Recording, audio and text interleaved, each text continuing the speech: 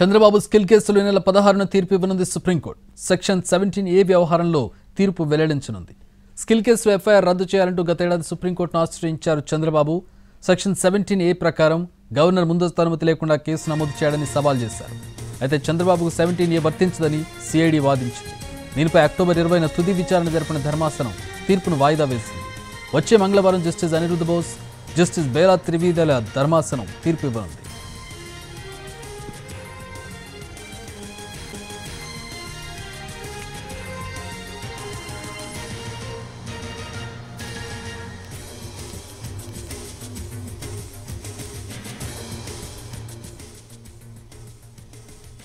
ఈ నెల 16న తీర్పు రాబోతోంది సుప్రీంకోర్టు నుంచి. సెక్షన్ 17A వ్యవహారంలో తీర్పు వెల్లడించనుంది చంద్రబాబు కేసుకు సంబంధించి. దీనికి సంబంధించి పూర్తి వివరాలు మా ప్రతినిధి రాజు అందించడానికి ఢిల్లీ నుంచి లైవ్లో అందుబాటులో ఉన్నారు.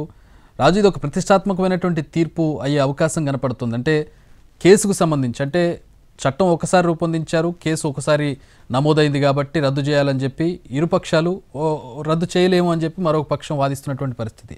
మిగతా కేసులు కూడా రిఫరెన్స్ అయ్యే ఈ తీర్పుకు సంబంధించి పూర్వాపరాలేంటి?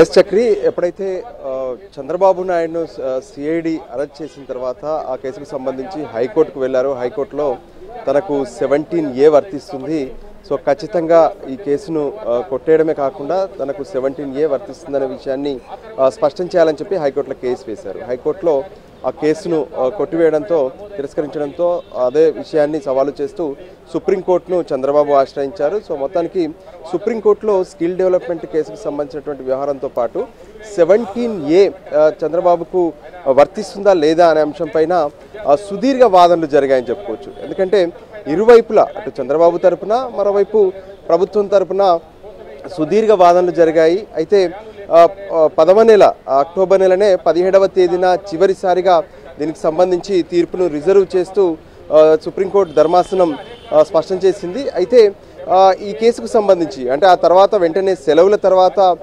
ఖచ్చితంగా ఈ కేసులో తీర్పు ఇస్తారని చెప్పి భావించారు. కానీ అది కొనసాగుతూనే వచ్చింది.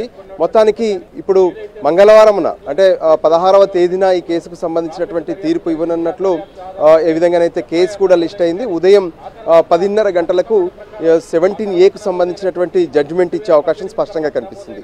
వాస్తవానికి ఏదైతే స్కిల్ డెవలప్మెంట్ కేసుకు సంబంధించినటువంటి అరెస్టు సందర్భంగా తనను నేరుగా అరెస్ట్ చేయడం అనేది సరైంది కాదు, తనకు 17A వర్తిస్తుంది. అలాంటప్పుడు గవర్నర్ అనుమతి తీసుకోవాలి. సో గవర్నర్ అనుమతి తీసుకోకుండానే రాజకీయ కక్షతోనే తనను అరెస్టు చేశారని చెప్పి చంద్రబాబు తరపున వాదనలు వినిపించారు. అదే సందర్భంలో సిఐడి, అటు ప్రభుత్వం తరపున కూడా కోర్టు ముందు సుదీర్ఘ వాదనలు వినిపించారు. అంటే ఈ కేసు ఎప్పుడైతే మొదలైన నాటికి 17A అనేది లేదు.